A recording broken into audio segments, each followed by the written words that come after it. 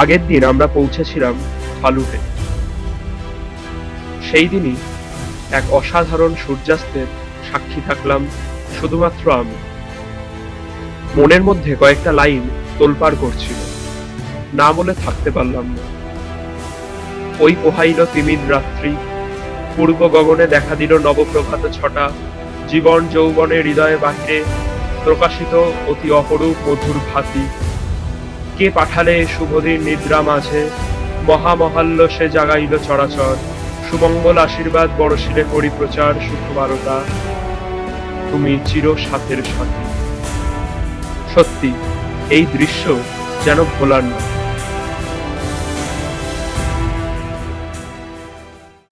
ভ্রমণ অফবিটের সম্পূর্ণ নতুন আরেকটি ভিডিওতে আপনাদের স্বাগত জানাচ্ছি।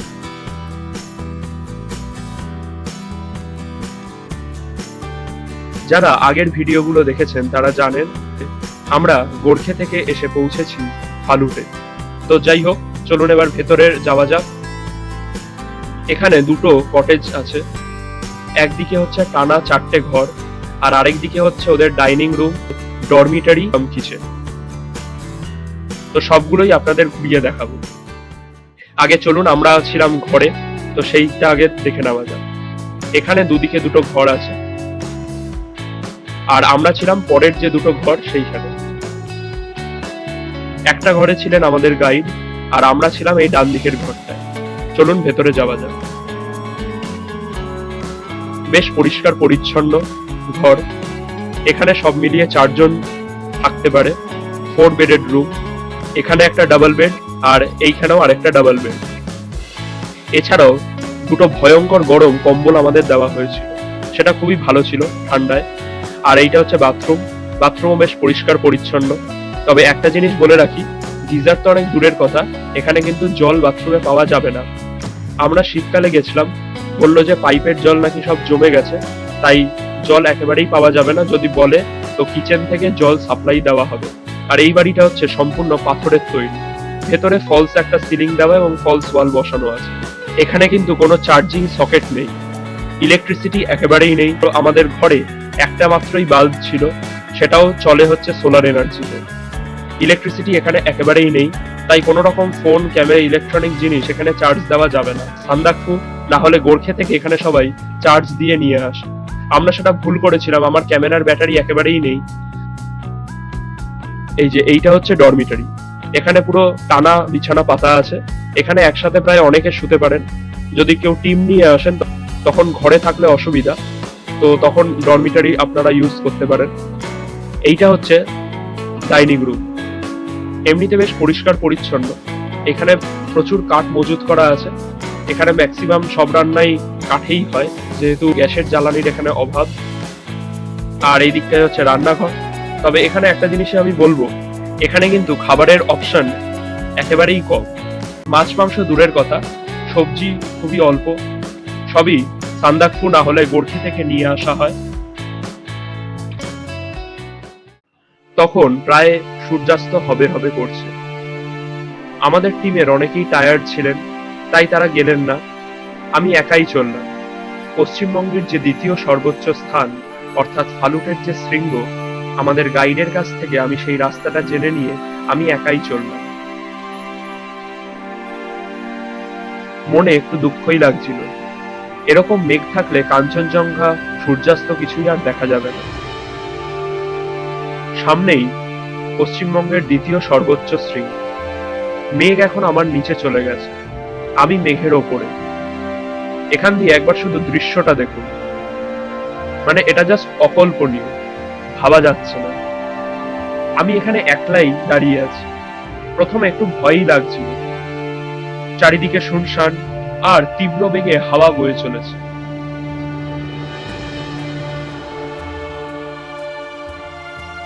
না, এখানে আমার আর কিছু বলার ঠিক হবে না, আপনারাই দেখুন। দূরে দেখা যাচ্ছে পৃথিবীর সর্বোচ্চ শৃঙ্গ। হ্যাঁ, ঠিকই শুনেছেন, পৃথিবীর সর্বোচ্চ শৃঙ্গ মাউন্ট এভারেস্ট তথা মাউন্ট রাধানাথ শৃঙ্গ।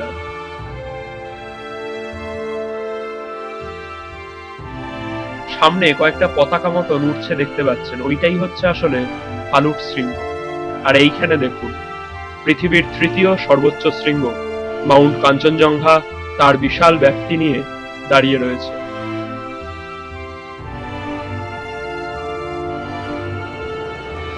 সূর্য এখন প্রায় পশ্চিম দিকে হেলে পড়েছে, আর কিছুক্ষণ পরেই মেঘের দেশে সে চলে যাবে। পৃথিবীর সর্বোচ্চ শৃঙ্গের গায়ে তখন লাল আভার ছটা।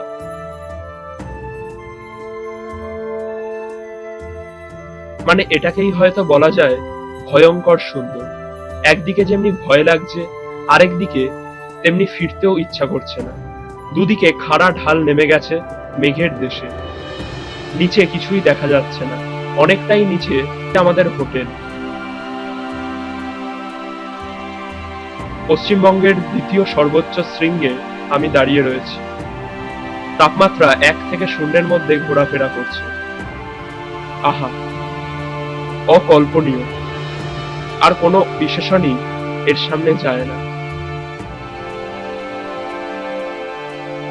সূর্য এখন প্রায় অস্তচলগামী। কাঞ্চনজঙ্ঘাকে এখন যেন আরো রহস্যময় লাগছে। সূর্যের এক ভয়ঙ্কর সুন্দর লাল আভা যেন কাঞ্চনজঙ্ঘাকে বিনম্রে শ্রদ্ধাঞ্জলি জানাচ্ছে।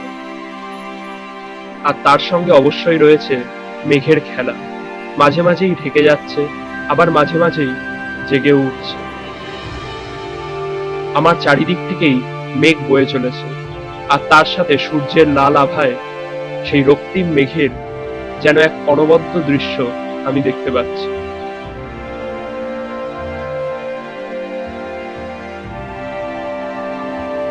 সূর্য আজকের মতো বিদায় নিয়েছে। এখানে ঝুপ করে অন্ধকার নেমে আসে।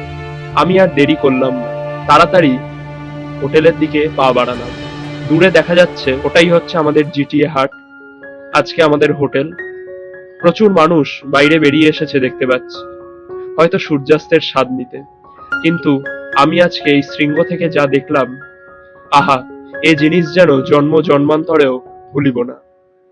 শেষবারের জন্য আরেকবার দেখে নিলাম কাঞ্চনজঙ্ঘা। যাই হোক, নিচে নেমে এলাম। কালকে আবার ভোরবেলা উঠতে হবে। গাইড বললেন যে কালকে নাকি আকাশ ক্লিয়ার থাকলে খুব সুন্দর সূর্যোদয় দেখা যায়।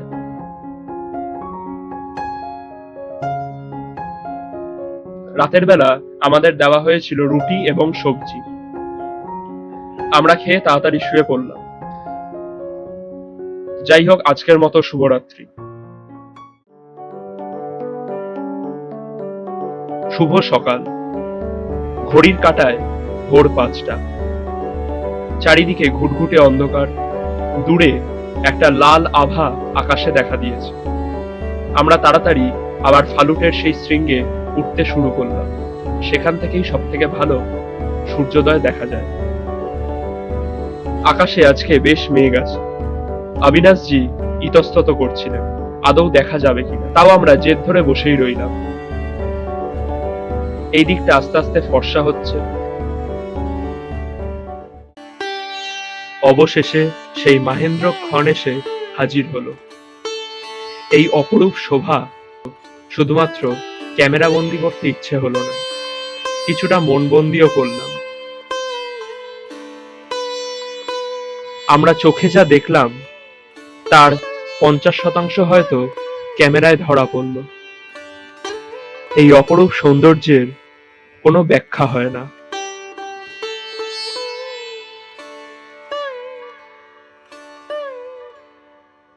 ইতিমধ্যেই দেখলাম প্রচুর পর্যটক যারা আমাদের সাথে ফালুটের ইকো হাটে ছিলেন তারাও চলে এসেছেন।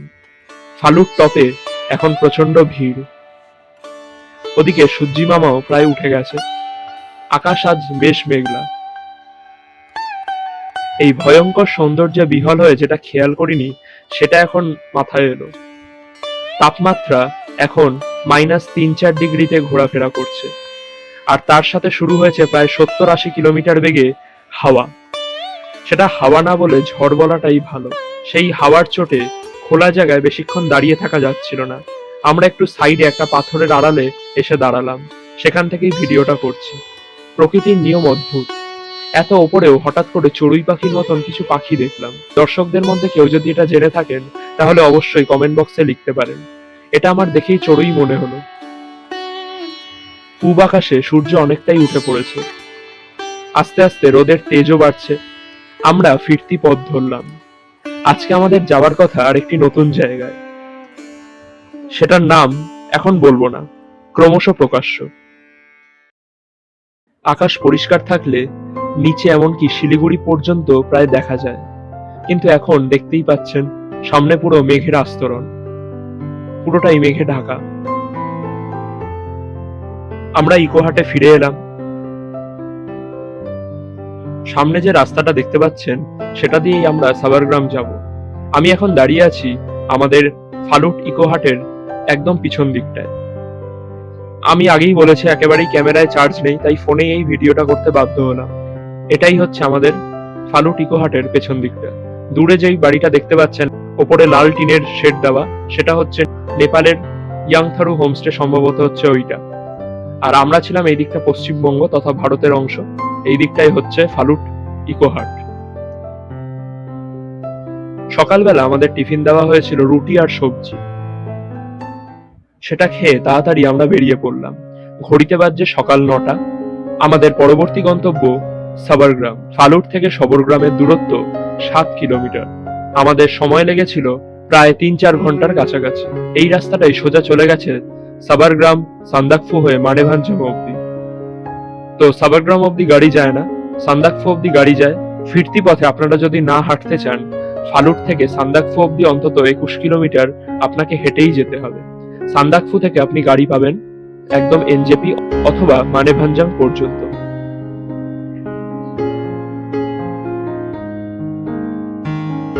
বিদায় ফালুট।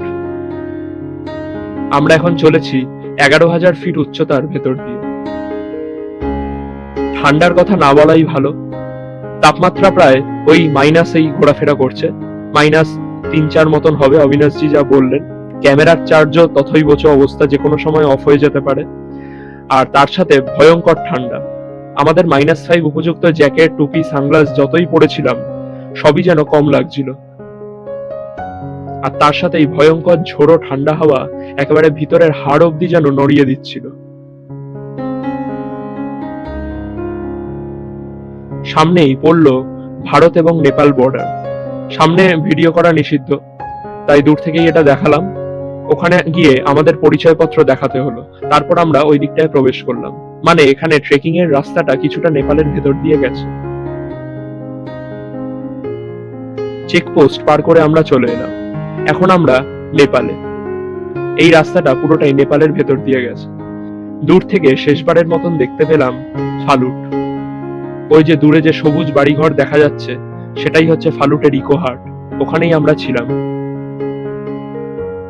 বেলা বাড়লেও তাপমাত্রা যে বাড়ছে না তার চাক্ষুষ প্রমাণ পেয়ে গেলাম। জমাট বাঁধা বরফ রাস্তায় পড়ে আছে। এখনো অব্দি একবারের জন্য আমরা বরফ দেখতে পাইনি, তাই মনটা একটু মুষড়েই ছিল। এখানে যা বুঝলাম মূলত ঝর্ণার জল জমে বরফ হয়ে গেছে। স্নোফল কিন্তু আমরা এখনো পেলাম না। কিছুটা এগোতেই আবার আরেকটা মাইলস্টোন।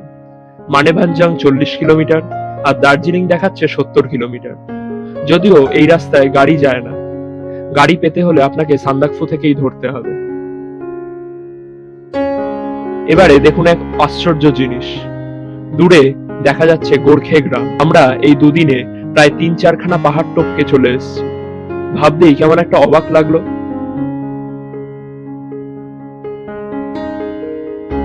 পাহাড়ের মাথায় রাস্তাগুলো মোটামুটি সমতল, বেশি চড়াই উতরাই করতে হয় না। আগের দিন গোর্খে থেকেই আমরা পুরোটা খাড়াই উঠে গেছি।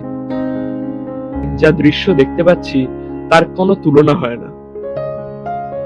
ক্যামেরায় কতটা তুলে ধরতে পারছি দর্শকদের কাছে সেটা আপনারাই বরং বলুন, সেটা আপনারাই বলবেন। ক্যামেরার ব্যাটারির চার্জ 1% এসে ঠেকেছে, যে কোনো সময় বন্ধ হয়ে যেতে পারে। হঠাৎ অবিনাশজি দাঁড়িয়ে পড়লেন।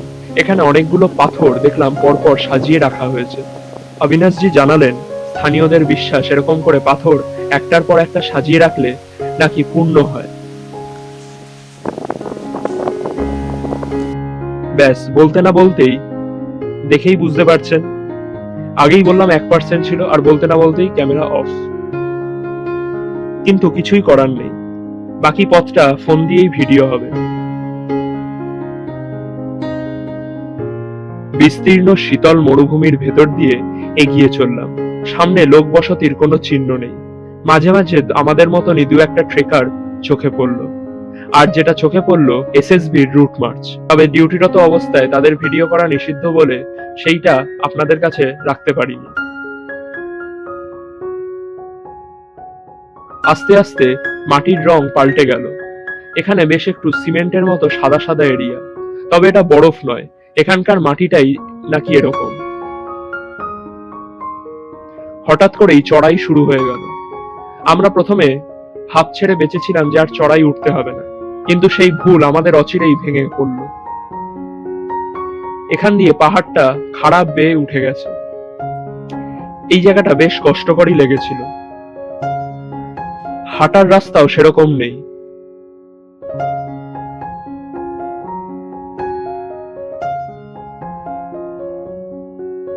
এখানে এসে অবশেষে দুটো রাস্তা ভাগ হয়ে গেছে। ডান দিকে আমরা যেদিক দিয়ে যাচ্ছি সেটা হচ্ছে শর্টকাট রাস্তা, আর বাঁদিকে একটা চওড়া রাস্তাও আছে। দুটো রাস্তায় পৌঁছেছে সাবারগ্রাম, থাকুম ভ্যালি হয়ে সান্দাকফু। নেপালের অংশে এখানে একটি হোমস্টে আছে সামনে এগিয়ে, তবে আমরা সেখানে থাকবো না, আমরা সোজা যাচ্ছি সাবারগ্রাম। সাবারগ্রাম ফালুটের থেকে একটু নিচু, তাই দেখুন আস্তে আস্তে গাছপালার পরিমাণ বাড়তে শুরু করলো, আর তার সাথে চলেছে মেঘের খুনসুটি।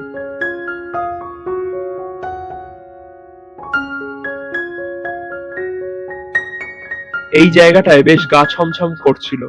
একদিকে খাড়া পাহাড় উঠে গেছে, আর আরেকদিকে অতল স্পর্শী খাদ। একবার পা হড়কে গেলে এখান দিয়ে সোজা শিলিগুড়ি, তারপরে সোজা উপরে। মুহূর্তে মুহূর্তে পট পরিবর্তন হচ্ছিল। একটু আগেই খাড়া পাহাড় ছিল, আর এখন ভ্যালির মতন একটি অংশ। তবে ভ্যালির মতন হলেও বেশ চড়াই ছিল এলাকাটায়। আমরা এখানে মাঝে মাঝে বসছিলাম। একটানা হাঁটা কারোর পক্ষেই সম্ভব নয়। আজকেও আমাদের সবার কাছে একটা করে জলের বোতল এবং কিছু শুকনো খাবার আছে, কাজু কিশমিশ ইত্যাদি। বেলা 4টে এলাম। আমরা এসে পৌঁছালাম পশ্চিমবঙ্গের তৃতীয় সর্বোচ্চ শৃঙ্গে, তথা সাবারগ্রাম। সমুদ্রপৃষ্ঠ থেকে যার উচ্চতা 11,700 ফিট।